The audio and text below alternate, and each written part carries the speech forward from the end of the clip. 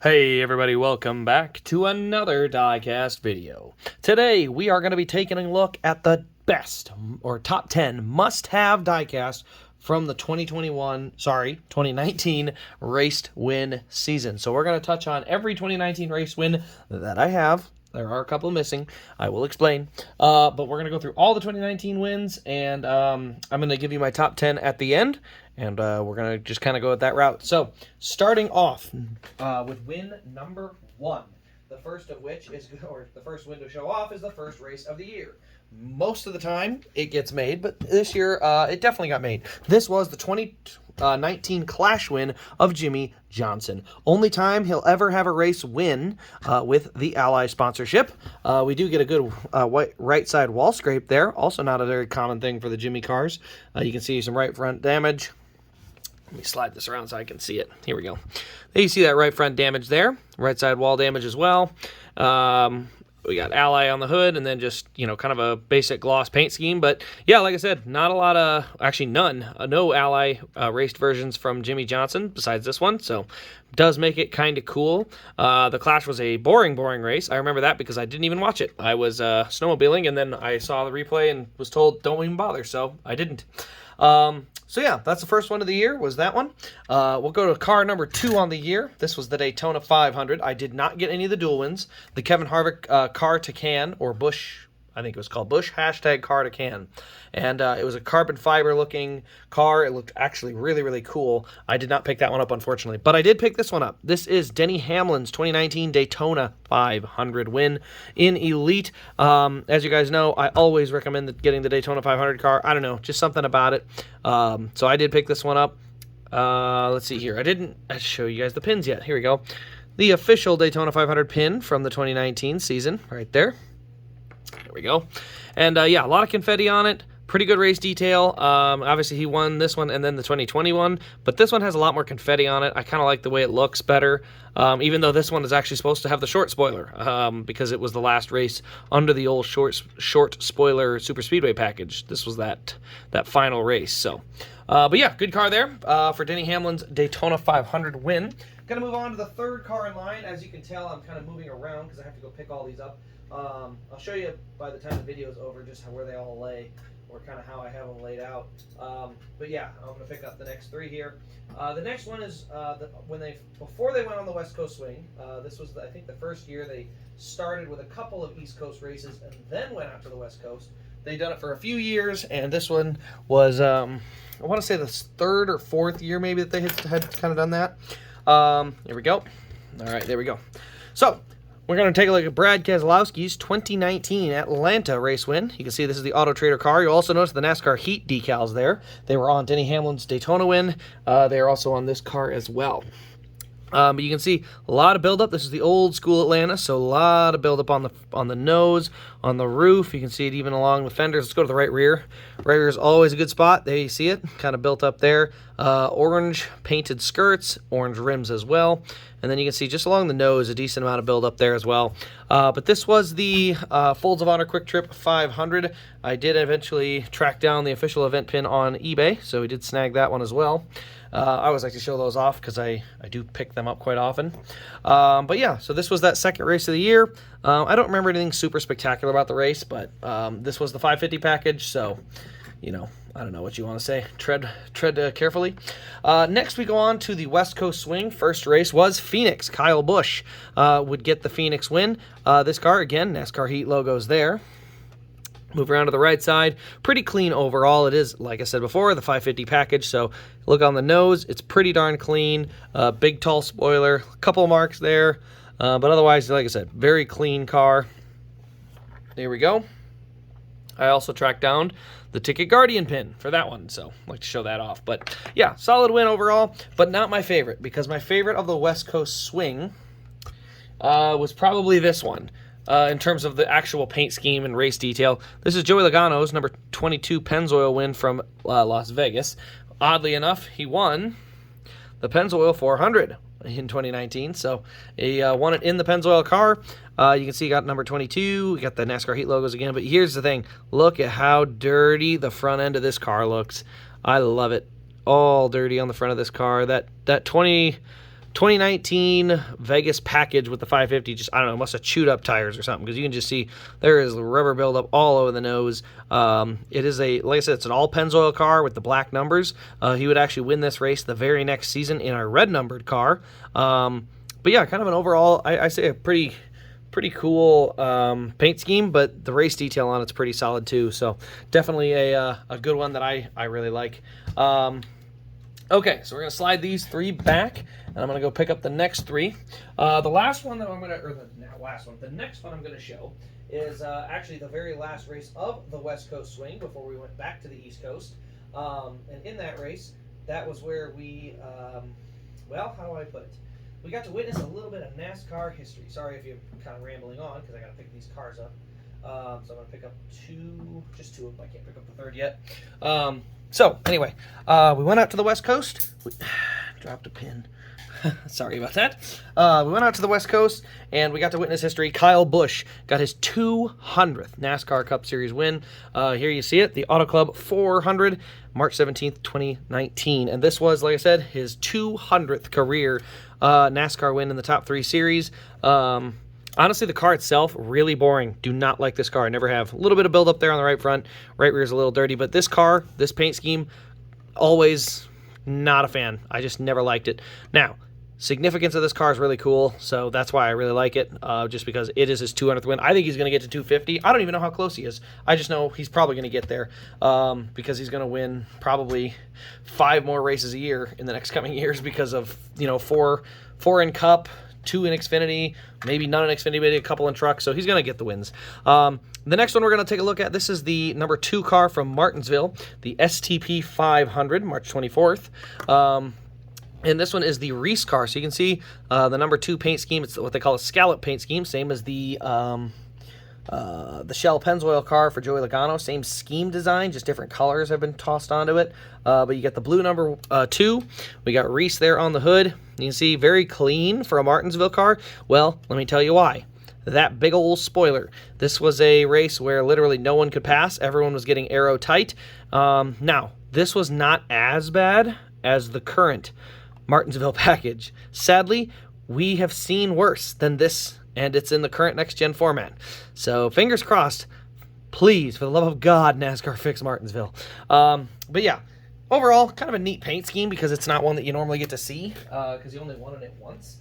But definitely one that I like. I'm kind of a fan of it just from the blue on it. And I always like unique cars as well, so never hurts to have a guy win in a unique paint scheme like that. Okay, so the next car that I'm going to show off, we go from short track to short track there on the East Coast. We move from the Paperclip to the Great Coliseum. And we're going to take a look at Kyle Busch's 2019 Bristol win. This was the Bristol, quote-unquote, dirt race date, where the dirt race is now. But this was the Bristol date on the calendar. You can see we do have, well, let me show, this one's got a cool story. He got wrecked early in the race, and it tore up the whole back end of the car. You can see a lot of damage here. They actually kind of bowed up the bumper here. You can see the bare bond on that side, and it just kind of crumpled up look, the crumpled up look to it. The rest of the car, regular Bristol wear and tear. Again, tall spoilers, so guess what? You get a little bit of buildup on the front, but not a lot. It's still really clean because just too much. But you can see a little bit of scrape here on the right side. That's always fun to see. So it is a Bristol win. So you do get some good Bristol-style detail, including, as I said, the ripped-up rear bumper.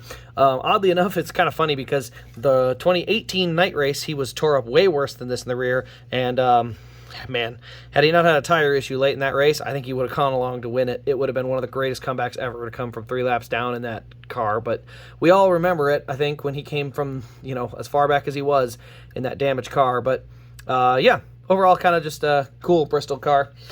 We then move from this car to, guess what? Another short track car. This one is actually Martin Truex Jr.'s 2019 Richmond win. Now, I put a custom tire on here because it came with no tire, so I flat spotted it, customized it so I just had something in the rear here. So you can see it's kind of dusty looking and chopped up looking, but I made that just so I had something to put on the rear because I didn't like the way it sat. But this was, I believe, Martin Truex Jr.'s first short track win, and it was in this nice blue auto owner's car. This was his first year with Joe Gibbs Racing, and so, yeah, I've always liked this car, this kind of bright blue or bright flat blue color scheme. So, yeah, I don't know. This was, like I said, his first ever, I shouldn't say ever, first short track win. There's the event pin, the Toyota Owners 400, April 13th. Tiny little pin, by the way. It's weird because it follows up, I forgot to show you this, the Bristol pin, which is freaking huge. So yeah, we go from a freaking huge pin to an absolutely tiny pin, as weird as that is. And then from there, we move on to the biggest track. I shouldn't say the biggest, definitely the fastest track in NASCAR. We'll start there. This was Chase Elliott's win at the Talladega Superspeedway. The first time they raced with the new, or at that time, the high-spoilered Superspeedway package. He ran well all day, but late in the race, Joey Logano was leading. Kurt Busch went all the way to the top to try and pass him. Joey Logano went all the way up to the top to block. So they both went way up the hill in the corner. Elliott literally just sat on the bottom, went right past both of them. He really didn't make any moves, quote-unquote, to win this race. He honestly sort of backed into it, as oddly as it sounds, just running third. Everyone moved out of his way. But he eventually did end up winning the race, and it was his first win at Talladega, very popular for the fans, especially us Chase Elliott fans. So yeah, that one definitely one of mine that stays in the personal collection because obviously I have all the Chase wins in a whole separate case. So I had to get this one out. That's why you might notice there were some antennas on that car, is because I had to get this one out of the case for a special occasion. Okay, so I'm going to grab the next three cars. These next three cars were kind of the month of May in NASCAR. So the first of which, if I can grab them here, working on it. Gotcha. The first of which was a rain-delayed race at Dover, just like this year. And guess what? Had the same winner as this year, too. Martin Truex Jr. won in the Sirius XM paint scheme. This is the only... No, sorry, he won twice in this paint scheme. I almost forgot about 2020 when he won at Bristol or Martinsville at the night race. It was the 50th anniversary for Dover, so I picked up this pin because I couldn't find the official event pin. So I got one else. It's kind of close. It's not the exact same, but, you know, it counts for something, right? So yeah, I picked that pin up, but yeah, I've burned the rear tires off on both sides, I believe. No, just the left side. So did burn the fender off it there. It has the brighter blue color to it, which the one from 2020 has a dark blue color to the Sirius paint scheme. I like this one with the brighter blue. I don't know why, just to me it looks better. So overall, not a crazy paint scheme, not a crazy amount of race damage, but I like it. Kind of a good, it's the only time we won in the Sirius car in 2019. Okay, next race on that list, this one I got to see in person and was widely considered one of the best races of the 550 package era, the Kansas win from Brad Keselowski. Now this race was the first real boom of the 2019 550 package. This was kind of, they had gone to a few tracks, it was kind of okay, but this was the first time people said, whoa, we got something. And sadly, this was the last of the Kansas night races. I loved it. The Kansas night race was an awesome time. Digital Ally 400, you see that one there. 2018 was an absolute barn burner of a race. 2019 was no different. Another absolutely fantastic race. It was a green-white checker. Bowman had time out front. Keselowski had time out front. I mean, it was just a great race overall. And yeah, confetti matched the car. That always helps too, right? And the last one we're going to take a look at, this is the All-Star win as we moved into late May. And this is Kyle Larson's All-Star win from 2019 in the 42 Advent Health car. So yeah, we do get the Monster Energy All-Star pin here that I picked up and put with it. And then, yeah, you can see you got Advent Health. We actually have the hood scoops because they ran that big spoiler with the big hood scoop package. And I don't know, it kind of worked, kind of didn't. I think at the end of the day, race cars and NASCAR in general, you need fast cars on ovals. You can't try to pack them up and run them with 10 horsepower and just expect Daytona racing everywhere, which is what this was designed to try and do. Was the race bad? No, but it certainly, showed its flaws, I guess, when they added the scoops and way too much drag, and then you kind of had just this weird mix of racing, I guess. So overall, kind of a cool paint scheme, though, where you have this very colorful car, because Larson was typically running kind of, I don't know, darker matte color cars, and this one was a nice change of pace to have that bright green and the bright blue on it, too. Okay, Next on the list, we move from the All-Star race at Charlotte, and we move to the Coke 600, which was, wait, just a minute, yep, still at Charlotte. So, back when the All-Star race didn't move, we actually had consistency. A couple weeks in Charlotte, and we went straight into the Coke 600. Now, this is probably one of my absolute favorite wins of the year, and I'll show you why here real quick. Here we go. The Martin Truex Jr. Coke 600 win. He had a little issue early in the race. Here you see it. Look at that wall damage. It looks absolutely spectacular. Now, obviously, he had won this race back in 2016. He dominated this race and won it. 2019, he comes back late in the race. They go 4 wide down the backstretch for the win, and he ends up snagging the win in that race. And it's a good paint scheme overall, a little bit of confetti, but this right side damage is really just a seller here. I mean, that looks awesome.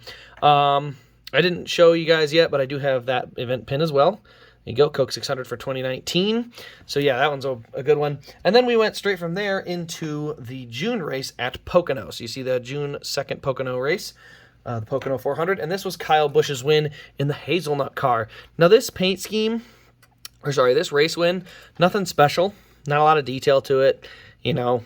Little bits and pieces here or there, nothing crazy. But this paint scheme, the bright, like metallic blue Hazelnut car, I love this car. I actually got to see a show car of this at the Iowa Speedway, and it looks even better up close. So, this one was one of those paint schemes that kind of gets forgotten, but it was a good-looking paint scheme.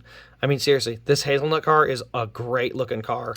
So, I'd be interested to see someone who's got a Kyle Busch collection, just to see all the different M&M's cars that were run, from day to day, or I should say race to race on that one, because I love that Hazelnut car. I know there was a fudge brownie one that was pink and metallic. And so there's just a number of cars that really had some cool look to them. All right, so next on the list, we're going to move from Pocono out to Michigan, I think. Yeah, Michigan, the very next week in the Firekeepers Casino 400. This was a rain-delayed race as well. I remember that because I watched it on my phone. And this is Joey Logano's win. I believe his second win from 2019. You can see he burned the rear tires off of this one on the left rear. Right side, I think, was good, but it is a 550 package, so guess what? Look on the nose. Absolutely crystal clean. Almost no marks. Right rear, tiny mark from the burnout, but outside of that, very clean. So, yeah. Made for a little bit of a boring race win. It was Monday, so I don't know how crazy the track was as far as tire wear, but yeah, you can tell outside of this burnout left rear, this car is pretty dull. So cool that I got the pin, I guess, with it, but kind of a bummer that it sucked that bad of that package and that race. Next car on the list is going to be Martin Truex Jr.'s win from Sonoma. This race was kind of a cool race. I don't remember. I think this was the race that he outran Kyle Busch, I want to say. And I believe, yes, it does come with a flat spotted tire because that's the right confetti. So you can see a flat spotted tire right there on the left rear. But overall, this one, just a lot of confetti on it. Again, very clean, though, because, again, this package is terrible. I to this day will never defend the 550 package. It was not good. I knew it from day one. It wasn't going to be great, even though that Kansas race was fun. I'll admit I had fun, but watching practice and seeing how slowly they kind of picked up speed on the straightaway was kind of just let down-ish. You'd sit at the end of the straightaway and you'd see them come up out of the corner and you're like, oh, here they come, because I'd went and watched the same practice from 2018 and you're sitting there and you're just like, they are not moving faster. They are just like full speed the whole time. Like it sucked. Anyway, but overall a very cool car from Sonoma. Obviously we remember Truex winning a Sonoma race recently here in 2023 and also a Dover race in 2023. It's almost like we're repeating ourselves in every way, shape, and form. Maybe not every way, shape, and form. We've got a couple of oddballs, right? So next one on this list we're going to show off is Alex Bowman's first win at Chicago. Now, this one was on June 30th, so I could be missing, I believe I'm missing a Harvick win in there. I could be wrong, but I think I am. Here we go. There we go. Camping World 400 at Chicago. And yeah, there you can see the Exalta car. He and Kyle Larson had a great battle. This race was supposed to take place during the middle of the day, but got rain delayed. I was supposed to originally go to this race, but due to Chicago jacking their hotel prices to $350 a night, I then decided to look online, and I booked my tickets to Bristol. So didn't get to see this race. The rain delay would have really sucked, so I'm kind of glad I didn't go to this race, even though it would have been cool to see Alex Bowman win his first career race. But, you know, it's one of those things where you gain some, you lose some. Not the biggest deal in the world, but still a cool car nonetheless. So we moved from Chicago, and then we moved to the July 4th weekend in the Coke 0400. This race, oddly enough, is going to be plagued very similar to some other races we've seen, and this was Justin Haley's first career win. And you might be saying, Justin Haley, did he even run full time? No, he didn't. This car, and I'm not joking when I say this car might have been the slowest car on the track that day. The slowest.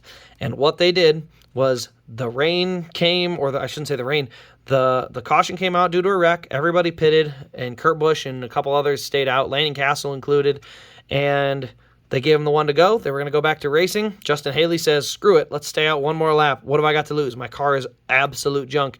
And then lightning hits, the downpour comes, and Justin Haley is a Cup Series winner. Think about that for a minute. Justin Haley has a Cup Series win. There's so many other guys that never got a win, and he got this one by just simply staying out at the right place at the right time. I'm sorry. I go look at Justin Haley's wins in top 3 series. This might be the luckiest dude I've ever seen. Just go look at how he won all of his races thus far. It's crazy to me.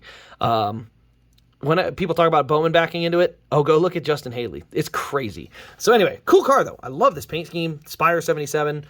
Spire has won a race. That's another crazy one. So just had to point that out though, because I thought it was absolutely wild that Justin Haley got a win like that, especially looking back at how he got truck wins and Xfinity wins and stuff like that too. So the next one on the list, kind of a cool car because it doesn't have a right side window in it, and the story behind it's very cool. But this is Kurt Busch's 2019 Kentucky win. Now, this was that great duel with Kyle Busch where they had a green-white checker, raced real hard.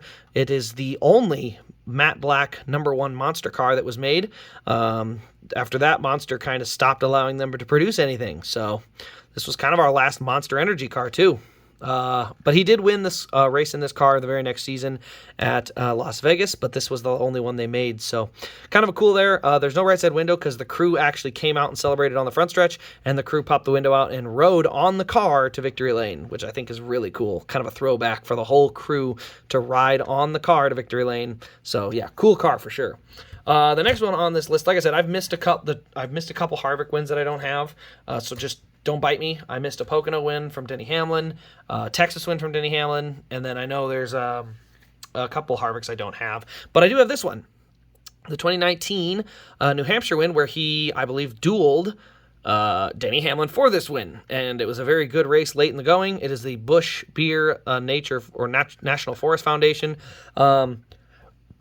This is a pretty tough car to find now, but overall, not my favorite paint scheme. It's okay. It's solid, but it's not crazy. So yeah, cool car.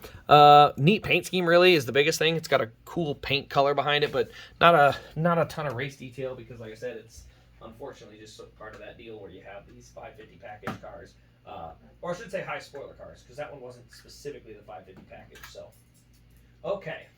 So next on the list, we're going to get to our next 2 cars, 2 of which are in my personal collection for different reasons. The first of which is going to be this one here, Chase Elliott's 2019 Watkins Glen win. His second win at Watkins Glen in a row. He beat Martin Truex in a very similar fashion to 2018. This year, though, they had the big spoiler, so he didn't have to work as hard. He just sort of had to hit his marks, and he did, and ran very well at Watkins Glen and was able to find his way to victory lane. Very cool. I love the metallic blue on the Napa car. Unfortunately, this was the last season we would have that. 2020, they went to a matte or gloss blue, and I didn't think it looked as good.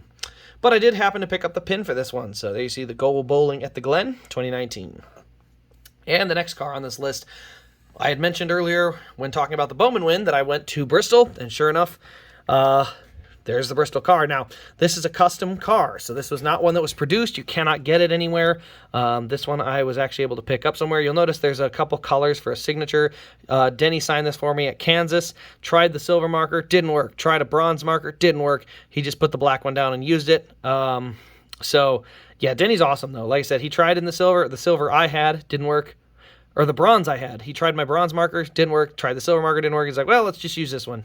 So, I was wearing a Chase Elliott shirt too, and I think that was before the whole Coke 600 incident, so kind of funny, but yeah, just had to show that off because there's an autograph on that, but a very good custom. I really like the way this one turned out. You got the heat logos, you can see the right side damage from where he had some wall contact earlier from a flat tire, and of course, most people remember this as the DiBenedetto race because, I mean, let's face it, we were all rooting for DiBenedetto. Heck, I'm sure Hamlin to some degree was rooting for DiBenedetto as well, and unfortunately, it didn't happen. Oh, that race would have been epic if it had, though. That would have been a celebration, a party for the ages, I can tell you that. Okay, so we moved from the Bristol night race, and we moved to the final 2 races of the regular season. A couple of crown jewels to cap off the regular season. Thank goodness they don't do them in this order anymore because it just felt out of place. The first of which is the Southern 500. This is Erik Jones' Southern 500 win, his only win from 2019. See the official event pin there, so we do have that to show off. And then, let me slide this over. Here we go. Yeah, ran his own throwback scheme to a late model, I believe. We got sport clips here. Nothing super crazy on the damage side. A little bit of a right side wall scrape for the Darlington stripe. Front's a little sandy and dirty, but otherwise it's pretty clean. But a cool car nonetheless, just because Erik Jones only has 3 career wins, and 2 of them are in Southern 500. So, yeah, we'll see his 2022 version coming soon here. And the last win of the regular season is one that I actually picked up later. I originally had picked it up, but I do really love this race, and I can't wait for it to come back. The Brickyard 400 win for Kevin Harvick. So, official event pin. Look at that. What a majestic looking pin. The Big Machine Vodka 400 at the Brickyard. What an awesome pin. Now, that being said, this race belongs somewhere in mid-August, early August. It does not belong as the cutoff race. Thank goodness they moved it out of there. And hopefully they'll get it back on the oval soon. But yeah, this car, pretty simple. It's the only car I think that I have where it's that basic Mobil 1 car in black.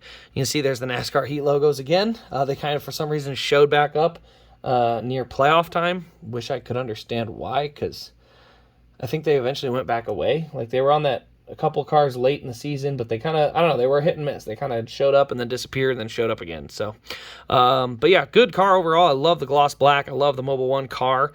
And obviously, I love the Brickyard 400. I want it to come back.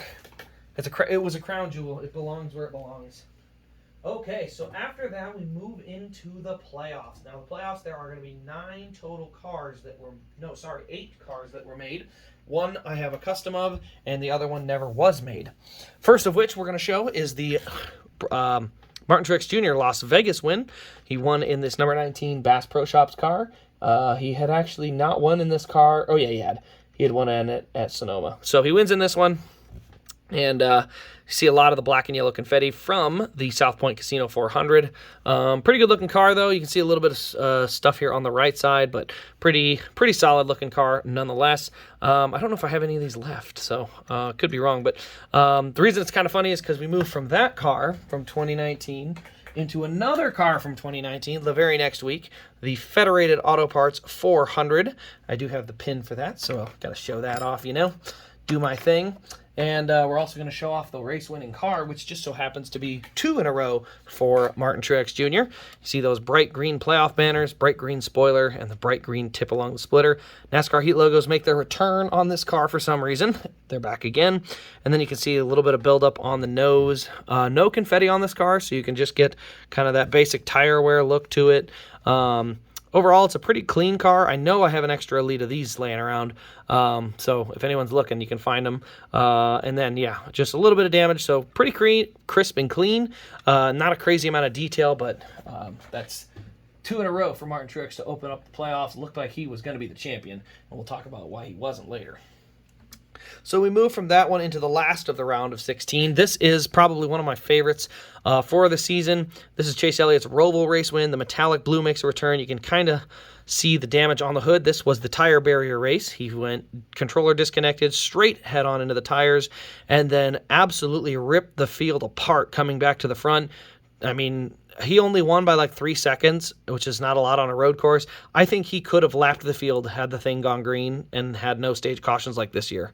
I mean, his car was that fast. It was wild how quick that car was once it got out front. And, I mean, it was nuts how fast he was able to get through the field. So, yeah, this is a pretty cool car for the story of it, but also the look. I mean, playoff banners, metallic blue, tons of confetti. And, yeah, definitely a car I do like. Well, I should put that back over on the other side. There we go. Then we go from the round of 16 to the round of 12. The first race in the round of 12 was Dover. I believe this also took place on a Monday, oddly enough. And this one was won by Kyle Larson in the Clover car. So the matte green Clover car, you might remember the brighter color one that barely squeaked into the next round at the Roval the year before. A lot of customs were made of that. But this one wins at Dover, and I think it's the only Larson win at Dover thus far. You can see a lot of confetti got on this one. I've seen this thing in liquid color. The green looks absolutely phenomenal, but a very neat paint scheme, but also playoff marking. So Kyle Larson got this win, moved himself into the round of 8, which was a big deal for him because he had really had trouble getting through that round before because of the very next race and the ones after that. But this one, the 1,000 Bold 500 at Talladega. So Larson has historically not been known as being very good on these tracks. Oddly enough, I'm pretty sure this one was rain delayed to a Monday too. The Dent Wizard car was I know it was a photo finish with Ryan Newman, but you can see a little bit of detail there. Right side got pretty dinged up in a couple different spots. But I want to say this took place on a Monday. I could be wrong. But yeah, Ryan Blaney snagged his first Talladega win in 2019 in the fall in the Dent Wizard car. Playoff banners look really good, and he locked himself into the round of 8 as well. And that only left one more round for guys to keep moving.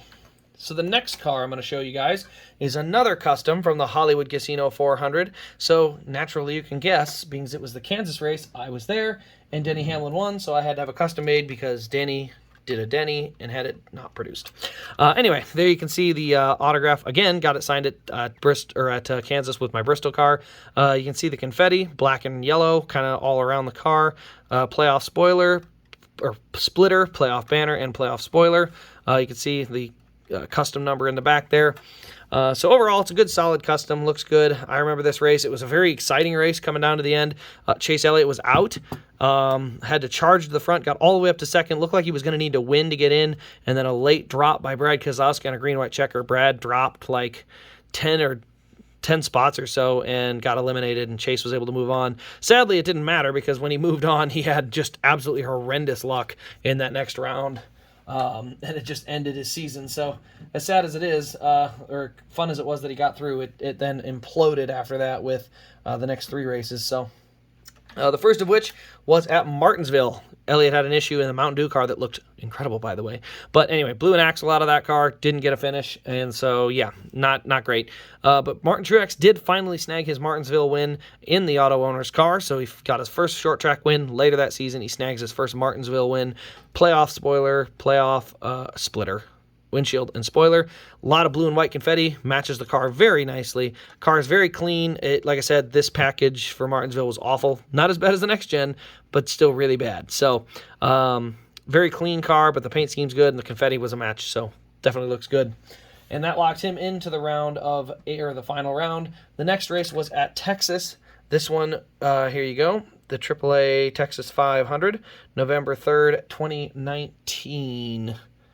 And this was a race won by Kevin Harvick in a absolutely confetti-caked Busch Beer, I believe it was a Ducks Unlimited car. There you see the Ducks Unlimited side of the car. But you get to the top and you can see just confetti absolutely everywhere. Can't even see the number. Can't see through either of the windows. Don't even bother. The sides look really good, though. And I said the paint scheme was pretty cool. So it was his 3rd win at Texas in a row in that fall race. He had locked himself into the round of 4, or into the final round, by winning at Texas 3 straight years. So he snagged it there. I believe that was his 4th win of the season, if I look at those stickers correctly. in number 19. So, yeah, kind of neat. But, yeah, that moved it on. Then we moved on to Phoenix, and at Phoenix, Denny Hamlin won. They did not make the car, and I wasn't at the race, so guess what? I didn't get a custom made either. And then we move on to the championship race. That's right, the Ford EcoBoost 400 at Homestead Miami Speedway. This race was absolutely crazy. Everything happened at this race. Martin Truex dominates the race, and on the final pit stop of the day, the crew puts the tires on the wrong side of the car. Thing doesn't handle right. He has to come back to pit road. He's out of the championship hunt. Then Denny Hamlin comes to pit road. He's the second best car all day. He's inherited the lead. They practically gave him the win, and they put a giant piece of bare bond over the nose and block all the air opening, and the thing's going to overheat and blow up. So he has to come back in and pit, and he's having issues as well. That leaves one guy, because Kevin Harvick was not competitive in that race, but the one guy left, Kyle Busch, snags his second championship in 5 years. 4 years? 15, 16, 17, 18, 19. 5 years. Second championship in 5 years, his second overall Cup championship, and Kyle Busch gets his 5th win of the year and wins the title in this car. No right side window in this as well from celebrations. A little bit of build-up, but this was cool because he won the Homestead race in his bright yellow M&M's car. This might be the last win in that bright yellow M&M's car, besides the Clash of 2021. So, yeah, kind of the last points race he won in this M&M's car was a championship. Kind of cool, but that was the final race of the 2019 season. Really solid season overall, but the 550 package was introduced and definitely put a hamper on things. Definitely not a fun package, not to say the least. So very glad we don't see that anymore. We still have a version of it. These cars are still really weak. We definitely need more power under a lot of these cars in the modern era, but 2019 had some pretty tough races. But overall, it was an okay year. Definitely one that was dominated by Joe Gibbs, though. So anyway, let's move on to the top 10 cars that are a must-have. Now, let's specify exactly what I'm referring to. When I say it's a must-have car, this is the most... what's the word? Just a must-have. So this factors in race damage and detail. The story of the race, significance to NASCAR history, significance to the NASCAR season. So it's a mix of things. So we'll start with race number 10. Oddly enough, it's not a race that was very significant, at least not thus far, but I still bring it in and count it because it was a first-time winner, and it's a fluky race that I remember to this day, Justin Haley's win at Daytona. He won in such a weird way in a car that was so uncompetitive. Like, it's hard to forget this specific race because of how wacky it was. So yeah, this one will come in at number 10, even though the race damage isn't crazy. The story behind it is really the significance. Plus, first career wins. I always like to do those. It's hard to argue with, getting that first career win and stuff like that. So the next race on that list, I gotta make sure I have enough cars here. I might not. Is going to be my personal. I think I have enough. Let me make sure. I gotta count. Oops, I may have miscounted. 1, 2, 3, 4, 5, 6, 7, 8, 9, 10. Yeah, this will work. I'm still good. This one, I had to bring this one up because I wasn't sure. But this is obviously a car I talked about earlier. I was at the race, but I also remember a lot of people really liked this race. And frankly, this race, will I say it, was a net setback for NASCAR because the race was great, but it made NASCAR truly believe the 550 package was a solution. And we got stuck with it for like 2 more years after this. And the results of this race really hampered NASCAR's long-term future, even though in the short term, it was a very good race. Super duper duper duper fun. Okay, now we move on to race number 8. Gotta move and go get it again. Sorry. Got it. Gotcha. Okay, race number 8 on that, or the 8th best car, Kyle Busch's Skittles Bristol win. Now, this one mostly for the race damage. It was also a, I can't even remember what Bristol win this was, but very significant win from the standpoint of Kyle Busch winning at Bristol all the time, but the race damage on the back was kind of the cool part, rallied from that, and was able to come through and win that race. So yeah, this one mostly for the race damage is on there, historical significance and season significance. Obviously, he wins championship, but mainly it's the race damage. So I put that one in there, but these last 3 cars on that list are very, very specific to people and what they, drivers they collect and stuff like that too. Number 10, 9, 8, 7. Number 7 on the list is going to be Alex Bowman's Chicago win. First career win, last race at Chicago as of this point. So between that, Exalta not being on the car anymore for the 88, which is now the 48. But yeah, with all the different changes and stuff, this car just kind of a neat, just a neat overall car. Good damage to it, good paint scheme, good confetti. So overall, there's a lot of good parts of this car, and I believe it's a pretty tough car to find by now. All right, so coming in at the number 6, excuse me, excuse me again. Coming in at the number 6 spot is going to be a race that, like I said, I didn't even watch, but I'll still call it significant because it's the only race win that has Ally on it from Jimmie Johnson. This was Jimmy's last ever produced raced version, or sorry, not raced version, raced win. The last Jimmie Johnson raced win ever produced as of this moment. This Ally car from the Clash, it has Ally on it.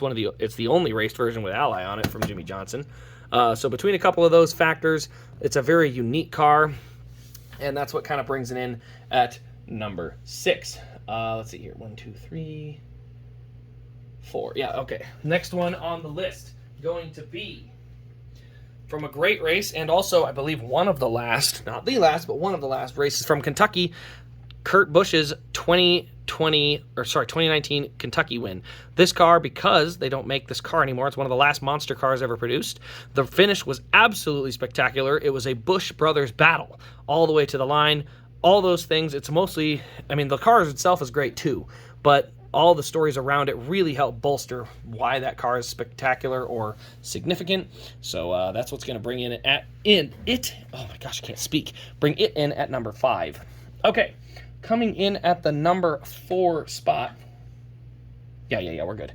Coming in at the number 4 spot is going to be my favorite driver, and that's because, you know, I'm biased, but also the story of this race really, I would say, established Chase Elliott's dominance at the road course for the next couple of years. You know, burying it in the tire barrier, backing it out, coming all the way through the field to snag that win really was a statement that he was the guy to beat at road courses, and 2020 would show that, 2021 would show that.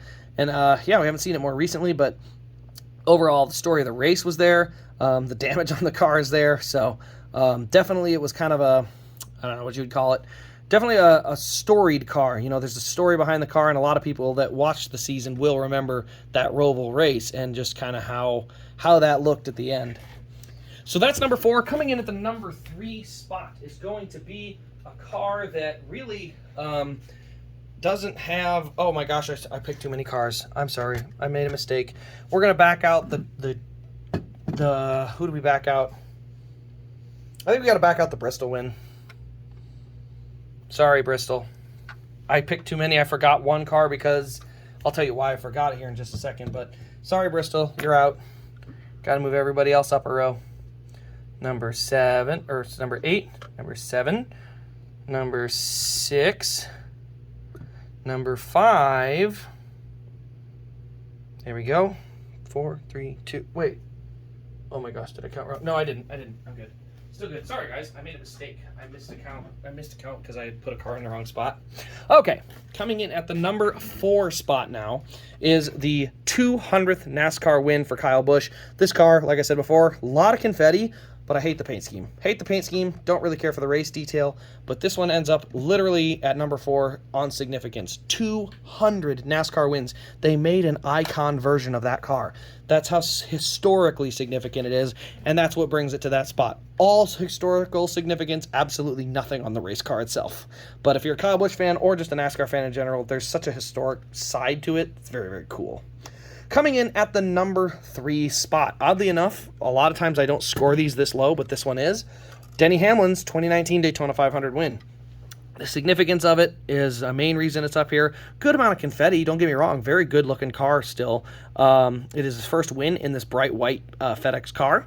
And overall, I really like the way this Daytona 500 looks. Problem is, there's just 2 cars better than it in the list. So, yeah, Daytona 500 win from 2019. Historically significant, but ends up stuck down here because of a couple other cars that just beat it. Excuse me. Next car. Coming in at the number 2 spot, going to be our championship winning car of Kyle Busch, his Homestead win from the Ford EcoBoost 400. This one comes in at number 2. You might be thinking, yeah, I mean, significant, race detail, all of that's really good. It is historic. It is significant. I mean, Kai won a championship in it. It's the last win in the yellow M&M's car. Kind of a number of storylines and stuff like that put it at number 2. You might be thinking, well, why isn't it number 1? Number 1 is an easy choice to me for one main reason. It's a crown jewel race. The raced version is epic, probably one of the best of the year. So we got historical significance due to the crown jewel part. We got raced version at just a top tier raced version. And overall, I mean, it's just a badass car. It looks absolutely awesome. This is going to be Martin Truex Jr.'s Coke 600 car. I mean, what else do you say? The right side is all scratched off it. Flat tire early, scrapes the wall, comes back over the long haul, goes 4 wide for the win. You know, the race was absolutely epic. Crazy finish the way that it all turned out. And for Martin Truex Jr. to come back and win that race on that last run was pretty impressive. So, yeah, this car, definitely my favorite of the 2019 season. That being said, when I say my favorite, I say it's the best most. It's the most, you got to have it kind of car. It's definitely got the most significance in that role where it's a got to have it. You got to have that car. It's too nice. Yeah, obviously my favorites are going to be the Elliots, the Daytona 500 win, the cars I've seen in person. So significance to me is not what puts it on this list. What really gets it on this list is if I'm a random Diecast fan from any place in the country and I said, what are the 10 best race wins of 2019? I truly believe these are the best 10. You could substitute out, especially on the back half of the top 10 here, you could sub in Kevin Harvick's Indy win, Eric Jones' Pocono. Heck, you could sub in Kyle Busch's Pocono. You could sub in, Truex Sonoma, Logano Las Vegas, Elliott Talladega. There's so many you could sub in. And obviously, I left out the Bristol Night win and the Kansas win customs because they are customs. Otherwise, the Bristol Night race, if it had been made, would definitely be in this list. So yeah, this is my top 10. Let me know, though, what you think, if you agree with this top 10 or not. If you think there's some cars that would better suit the top 10, let me know in the comments below, and let me know why you think they belong in the top 10 as far as the most significant or best raced versions for a new collector to pick up from the 2019 season. But anyway, guys, that will wrap up this video. Thank you all for watching. You can tell my voice is gone. We've put in 45 minutes of hard work in this video. It's time for me to definitely sign it off. So thanks for watching, guys. This has been Race Craze, and we'll see you in the next Diecast review.